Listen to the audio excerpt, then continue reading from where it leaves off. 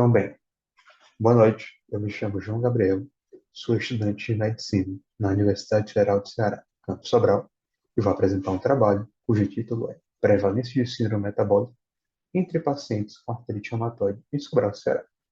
O número de referência é 775. Então, bem, o risco de mortalidade por doença cardiovascular ele é 50% maior em pacientes com artrite reumatoide quando comparado com a população geral, ou seja, é um risco consideravelmente elevado. Ao passo que a síndrome metabólica, ela também é considerada um determinante significativo de risco cardiovascular. A síndrome metabólica pode ser diagnosticada por várias normalidades, como circunferência abdominal, triglicerídeos elevados e afins. Então, não é difícil se perceber que seria extremamente relevante a análise da prevalência de síndrome metabólica entre pacientes diagnosticados com artrite reumatoide, justamente devido a essa associação ali no risco cardiovascular. É justamente o objetivo deste trabalho: avaliar a prevalência de síndrome metabólica em pacientes atendidos na Policlínica Bernardo Félix da Silva, em Sobral, Ceará, é um centro de atenção secundária, e, no caso, pacientes diagnosticados com artrite reumatoide. Ok? Então, sobre a metodologia, tratou-se de estudo transversal descritivo com 61 pacientes atendidos na Policlínica e que eram diagnosticados com artrite reumatoide.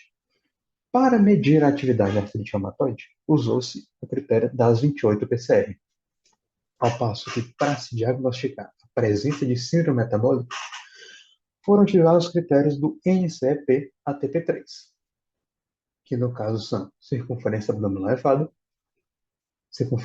elevada, perdão, baixa HDL, triglicerídeos elevados, pressão arterial elevada e glicemia de jejum também elevada.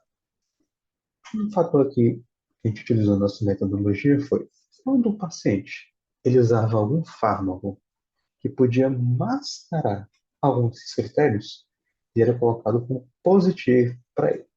Como, por exemplo, se o paciente estava em uma terapia antihipertensiva, com antihipertensivos, quer dizer, a pressão arterial elevada é considerada como positivo, mesmo que ao ler o exame físico ela não fosse, porque a gente já sabe que tem pressão arterial elevada. Se eu estou usando hipoglicemia oral, ele vai ser automaticamente considerado como glicemia de jejum elevada, justamente um critério positivo.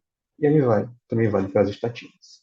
E para se confirmar um diagnóstico de síndrome metabólica, precisa apresentar pelo menos 3 ou 5 critérios. Sobre os resultados, a maior parte dos pacientes eram mulheres, o que é de se esperar com a epidemiologia da doença. A média de idade estava por volta dos 50 anos. Em relação ao estadiamento da doença, a maior parte estava em uma remissão ou baixa idade de doença, mas outra parcela bem considerável apresentava uma atividade moderada barra alta.